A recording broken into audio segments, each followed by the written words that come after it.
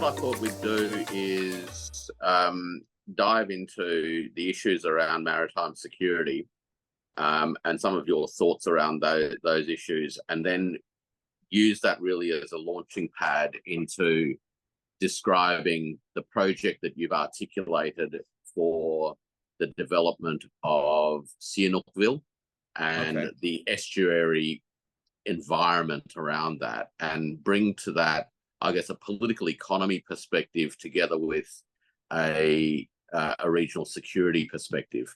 So they're the two sort of intersection points, which in many ways really is just picking up on the conversations we had in Hainan, but try and compress it into sort of 40, 45 minutes.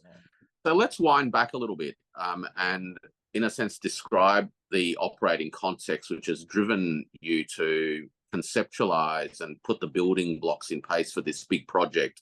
And I'll ask you to describe the project in a moment. But before you do that, maybe just paint a picture of the political economy, if you will, of Cambodia in the context of the security environment in Southeast Asia at the moment. Well, I was very fortunate because I was chosen to be the English editor of the former Prime Minister's biography, and that meant that I just had access to an enormous quantity of information about Cambodia, and eventually that brought me to what was government policy in relation to the great powers. So Cambodia is fundamentally holds a neutral foreign policy. And its largest export partner is the US, but its largest investor and trading partner is China. Now, there is still a fair bit of US investment through private funds and so forth, but it's not nearly as big as China. I mean, China has much, much, much more investment, which is infrastructure investment, whereas the Americans have focused on residential office buildings, things like that. So that obviously didn't go too well during the pandemic, but now they've sort of reinvigorated a little bit and they're investing more. So that means the US is still the largest export market. The EU is the second largest export market, and China becomes the third one, actually. So although the EU, I think, has dropped off quite rapidly, that may have just changed now. China may be number 2.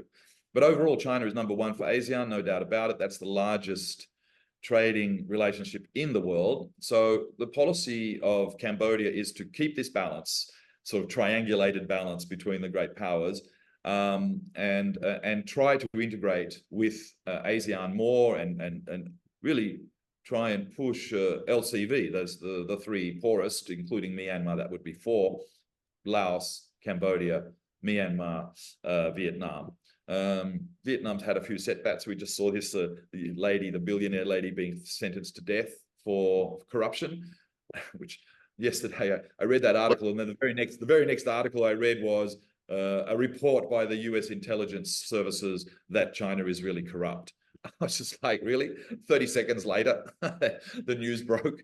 I was like, that's a bit strange. But anyway, that's the situation in Cambodia. It's got that balance. It wants to keep that balance. The new Prime Minister is very, very keen to keep that balance. And because there's a generational change in the last election, which was last August, 6 months ago, there's lots of young technocrats in secretary, undersecretaries, deputy minister positions, and even quite a few of the ministers have changed. Now, they all have technical backgrounds. They've all been trained somewhere like Russia or in China or the US or the UK or somewhere like that, almost all of them. And so that means there's a real technical, engineering-focused economic development plan. And so policies from all the ministries, policies for water, for environment, for air, for power, for agriculture, for land, all around digitalization, software, and, if possible, electrification. And so that's basically where we said, okay, we can combine all of these policies into a large project. So one of the issues that countries always face is not only the political environment that they operate within, but which they navigate through making conscious policy decisions, if you will. But the other thing that is unavoidable is, of course, geography. And I guess the geography of Cambodia, both in terms of where it's located, but also its topographical features and the dominance of water, I guess, Yes.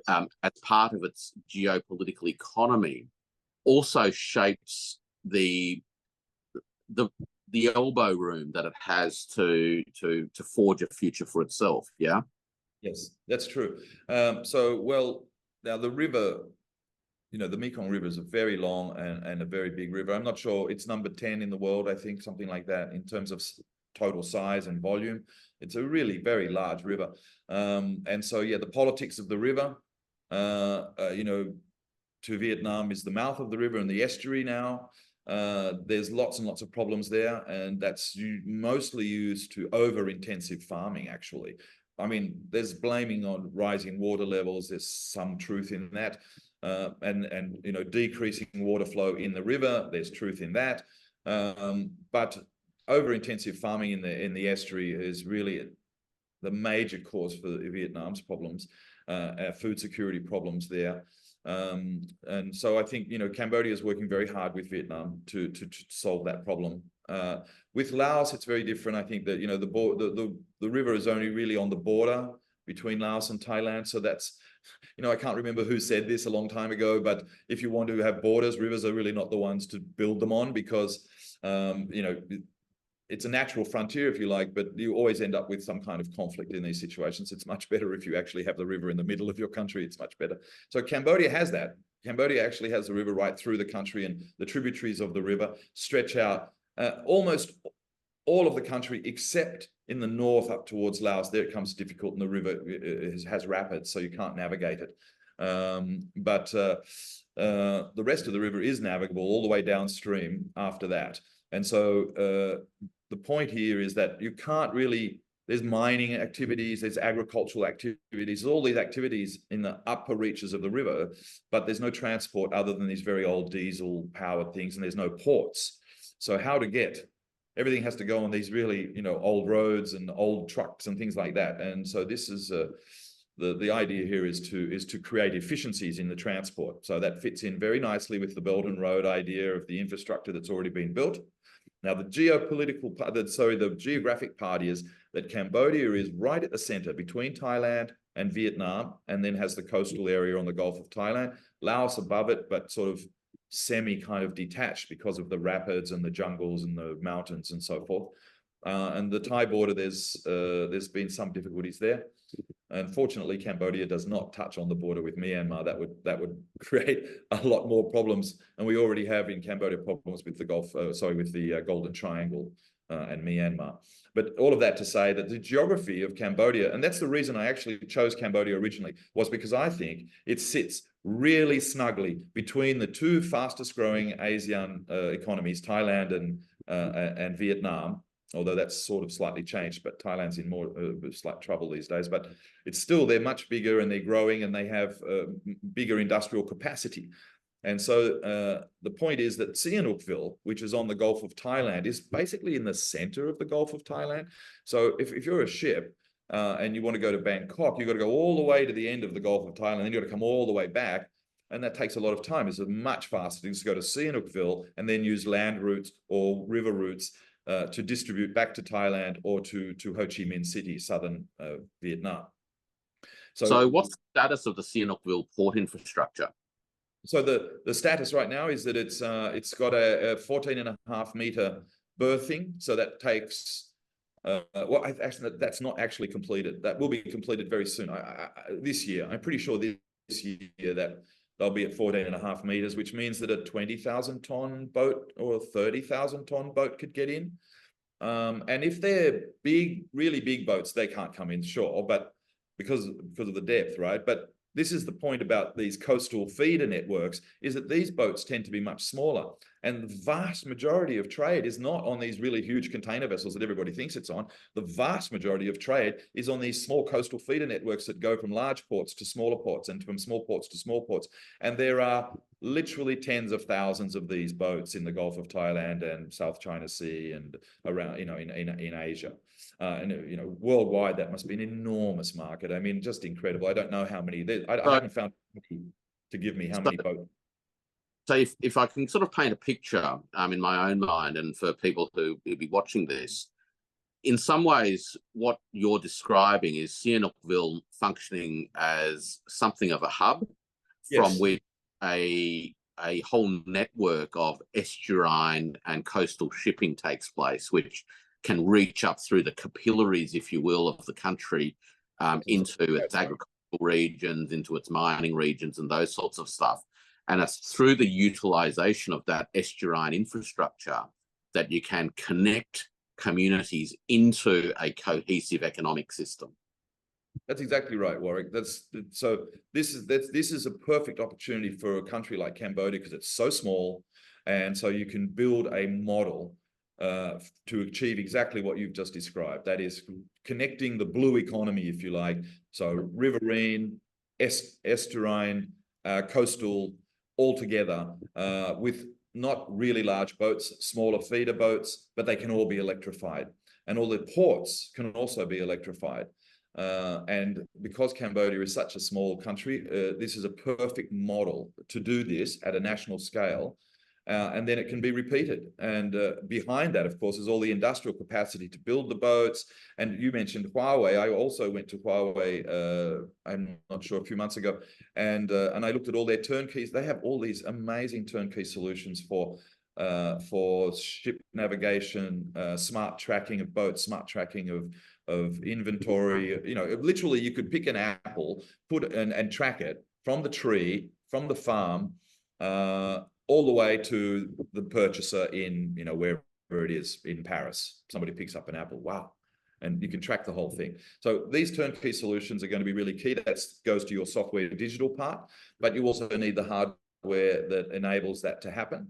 And of course, one of the really important parts about having electrified ships is that they're actually mobile battery packs. So you can put them into the port and they can actually power some processing or some kind of machinery, whatever you might need locally. Whereas right now, in the stretches along the rivers of the world, and especially in Asia, where there's so many rivers, that's still not possible. And people are thinking about how they're going to build $3 billion high transmission wires and stuff like that. This way, we can avoid that for, at least in the short to medium term, we can avoid that, but we can electrify. And then eventually, of course, over time, I imagine 2 to 3 years, we'll be able to get transmission lines in as well. And that way, all those ports will be connected to the grid. And so then you will have more extraordinary power delivery from, we're thinking about 10, 100 megawatt solar power plants. So that would make the whole system, that would make it its second or third largest power generator in the country. So we want to get this one right and then see if it can be done elsewhere. But Cambodia's got really set up for this, and all the government policies are directed towards achieving this, but it wasn't put into a master plan. And so that's what we've basically delivered, is a master plan for electrification of the river and the coastal water. This electrification of the river, it's really only possible today, in a sense. 10 years ago, it wouldn't have been possible because the cost of the technologies that you would need to execute this electrification of the river strategy just wouldn't have been viable. It's not viable for transmission wire. You can't get transmission there. It's just too hard. The roads, some of these places, there are no roads, right? You've got river or nothing. So, yeah. And look, why build roads when you've got rivers? I guess is always the question. And the shift then to a new sustainable business model is to move from an economic system that is premised on diesel predominantly to one that is premised on a renewable energy source that can be harnessed and captured locally, right? That's the idea. Yeah, I think Cambodia doesn't have any refining capacity. I think in a very, very short-term solution, they're going to put up a small refinery to enable the production of diesel. But that's really just a stopgap measure. It's not too expensive. Normally, those sorts of things cost $3 or $4 billion. This is going to be a very small one, I believe, just enough to sort of keep things ticking over while we try to electrify. Janet Yellen was in China about a week ago, and one of her gripes was that China, quote, has overcapacity or overproduces. And one of the areas Too was fast, too cheap, too good. Is that what she said? something like that. And I guess I'm sort of looking at it from a different perspective, which is if I was looking at the productive capacity of China from the Cambodian perspective and from the perspective of this master plan to electrify the riverine system, the availability of large volumes of low-cost energy systems would seem to actually be a desirable thing rather than something to complain about. Absolutely. I had meetings already with people in China about exactly that, about getting setting up a recycling of secondhand batteries from cars, of which there are going to be millions and millions and millions of them now. Of course, they have reduced capacity because they don't. In a car, it's like you're putting on the power and you're taking off the power, whereas. So these batteries they lose that sort of flexibility or the bounce or the elasticity, if you like, of assuming a full charge again and then being able to deliver it at full speed. But they do retain about 60% of their storage capacity at least, and maybe more, and especially if they're LFPs. So getting hold of those and building them into storage solutions around our solar power generation is really great, because then you can power communities. And so near all of these ports, of course, there are communities, small cities, towns, or villages. And so in the upper reaches, it's very small villages without roads. So you also get the capacity to have storage, which would power their clinic, school, digitalization, government services, you name it, whatever it is, small processing plants, because remember shipping. So let's just, you load up, 50 tons of coconuts, but 25 tons of the coconut is the husk. So, what you want to do is take that off before it gets on the boat, and then you want to process that because it can be used for lots of other things, and it can be put back into the soil at the end. So that's very, very useful. And of course, what happens now is none of that processing, none of that small scale, getting rid of the things that you're not going to use downstream.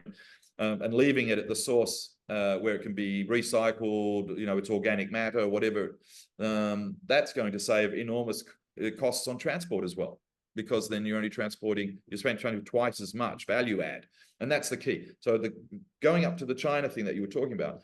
So that capacity for China, what we're talking about here is China is actually moving some of their processing, their very low level processing, straight to the markets. Now, comparative advantage, if you ever did, an MBA with a Porter and all that stuff, this is the perfect idea. This is what you want to do. You want to move all your processing, light manufacturing, right next to the commodity. And if that's possible. And of course, it is possible in Cambodia. It's got enormous agricultural milled rice. And I would venture that the Cambodian milled rice is amongst the best rice in the world. And it's highly sought after in China, actually. And other countries.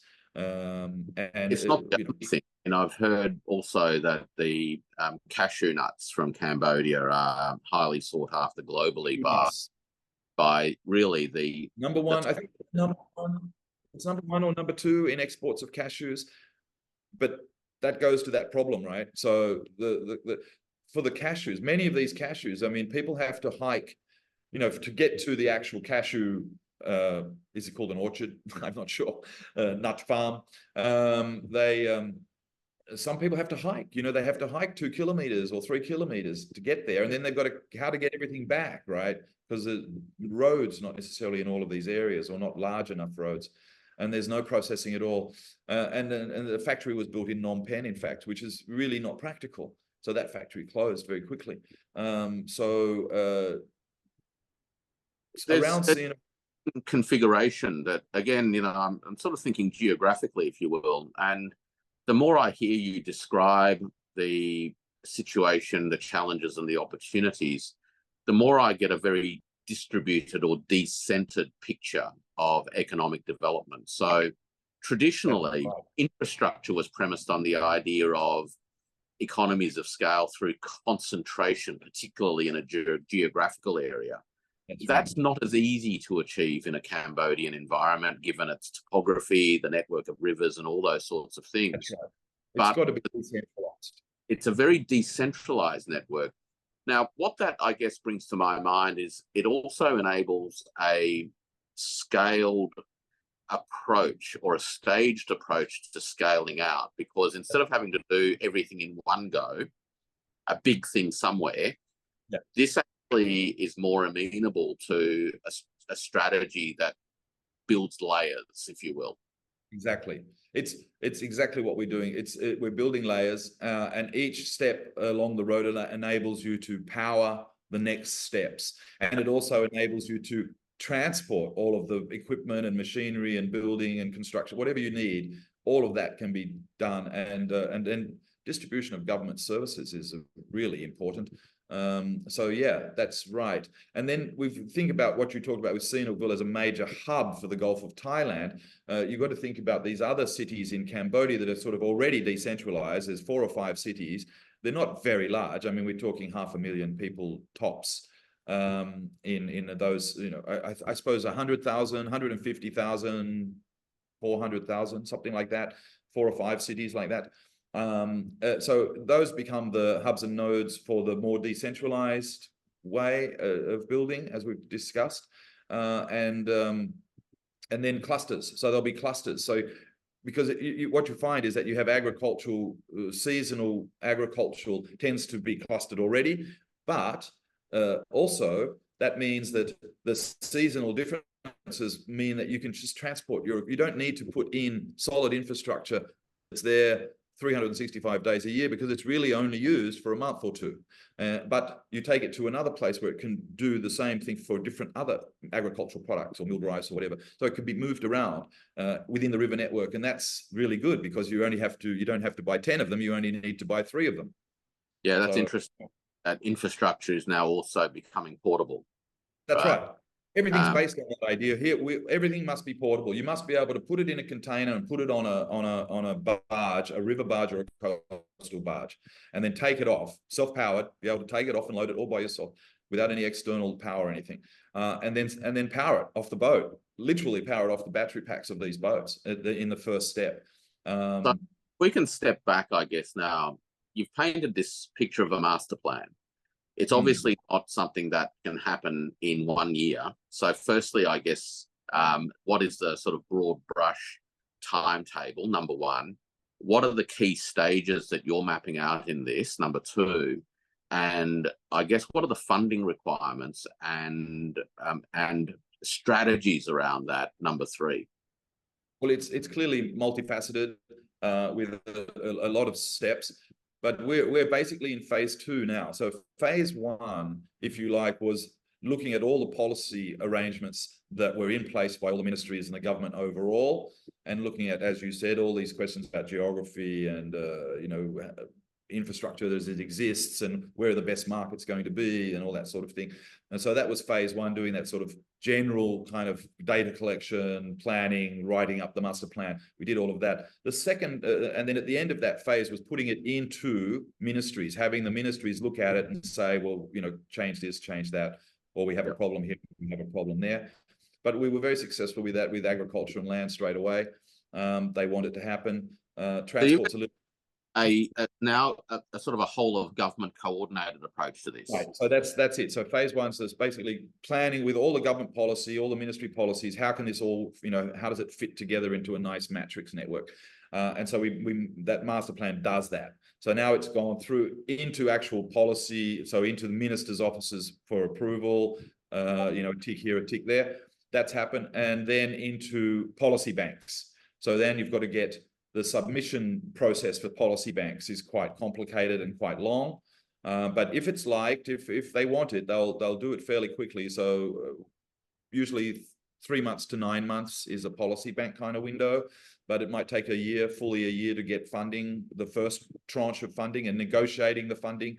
So that's where we're up to right now. And then the next phase is having, and this is why I went to see Huawei on the turn thing. I've seen LG and I've seen a few other companies about the turnkey solutions for digital, and for the ports themselves, and all of the things that need to go in there to make this all work. Smart tracking and all that stuff, navigation. So we're doing that now, and we're negotiating with all of those companies now. And then phase 3 will be the first tranche of financing, so sign off from the Prime Minister's office, I imagine, and then the first tranche of funding through the policy banks. And we're speaking to international policy banks, World Bank, IMF, and also with Chinese policy banks. And then some of these large companies are going to want to invest. So we're looking at also suppliers. So I've been talking to Turkey, for example, about putting in nut processing, portable nut processing, already available in Turkey. Can we get them here? Will they pay for it as part of their deal to get processing for 20 years or something like that? So that's basically where we're up to. Fantastic. Look, I mean, one of the really interesting things about this, from my point of view, is that it is really imagining an economic development pathway or a master plan that actually encompasses the ideas of decentralization and distribution. It encompasses the principles of portability. So in some regards, it turns traditional economic development on its head, which historically was all about big pieces of infrastructure that then things came to. This is actually about lots of small pieces of infrastructure that goes out to where the activities are themselves. That's right. Clusters. What we're doing is we're building clusters, and look, this is a pretty straightforward model. I mean, China's Belt and Road is built on that model, actually. What people mostly don't understand is that you have this, people have heard of the dual circulation. So you've got internal circulation, external circulation. The Belt and Road builds on that in a very real way. So you've got all your internal Chinese clusters of, cities, twin cities, Greater Bay areas, all changing. And so really high speed connectivity between cities, for example, things like that. And so, yeah, we're just doing that basically at a much smaller scale. And to see if we can do it into an emerging economy. And Cambodia has some really big benefits to do this. And one of them that's almost never explained is it has a really good fiscal and monetary policy. So they've got lots of cash, they've got gold deposits, and they're using the dollar, the peg to the dollar, to keep the economy really stable. And that's worked very, very well. So Cambodia has real stability in terms of economy for the moment, and I think it's going to have for at least another 5 to 10 years without problem, at least the next 2 election cycles. And so now's the time that we can do this in a very small country where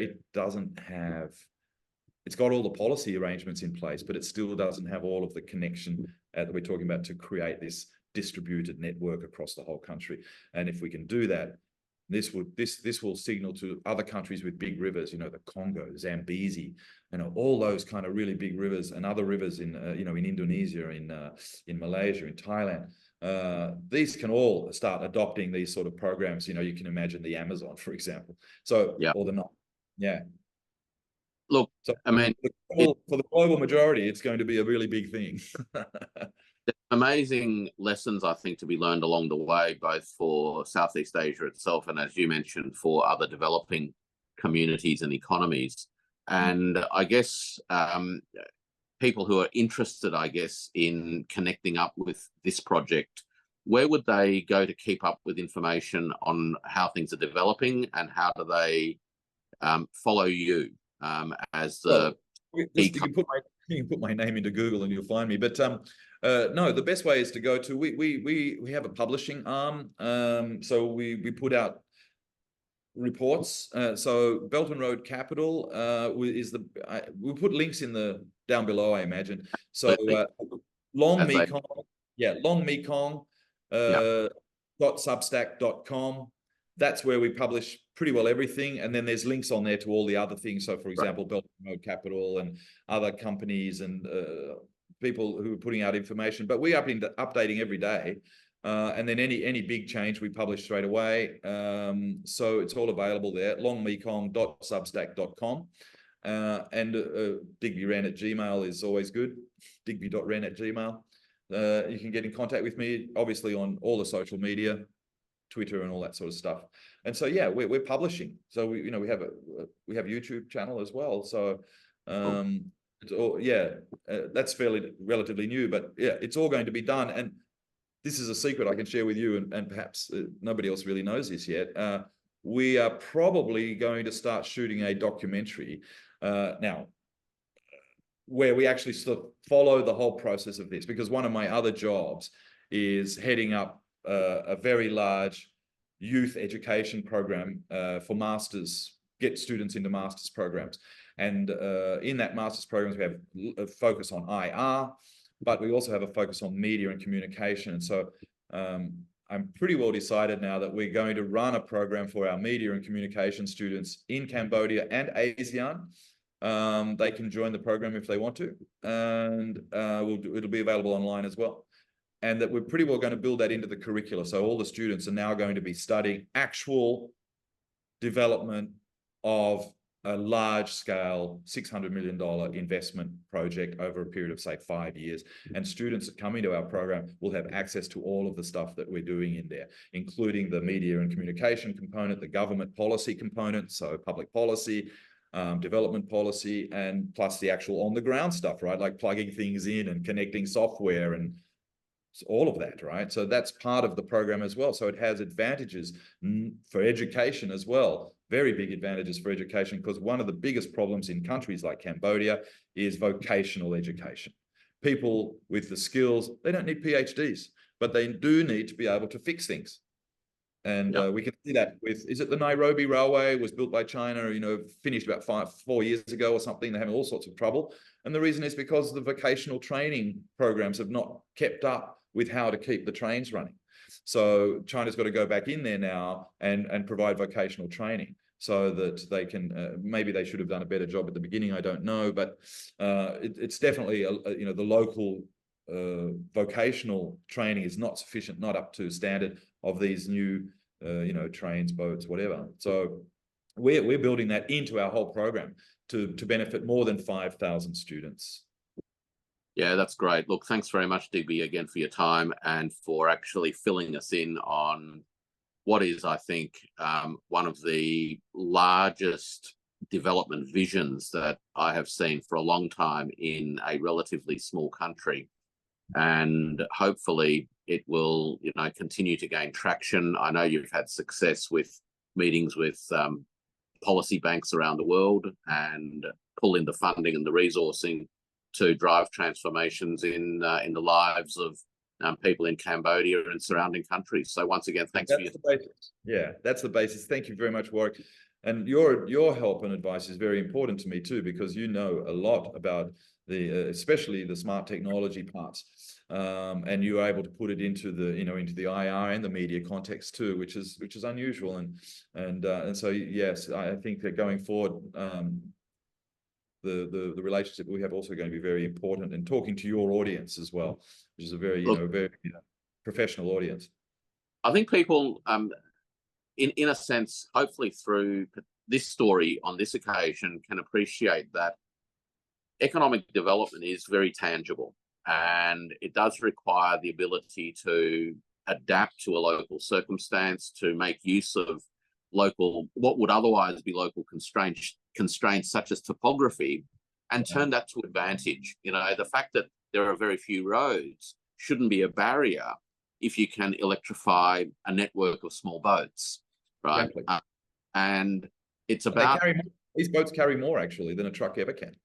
Exactly. And so the idea of coastal shipping and estuarine economies, connecting out into the sort of greater blue water economies, is, I think, a fascinating case study that has applications, I guess, in many other environments. And it is about a combination of geography, community empowerment, technology implementations, exploiting access to cheap energy transformation technologies that 10 years ago just wouldn't have been possible, and just getting on with things as opposed to getting caught up in all the other stuff that can often distract people from transforming economies and communities. So we'll be watching this one with keen interest. We'll catch up again soon. And all the best. If anybody wants to get in touch and find out more about the project, obviously there'll be details in the description below. Contact Digby. There may be opportunities in other parts of the world too, where these lessons can be transported and adapted. So let's see if we can't have a global network of estuarine development projects.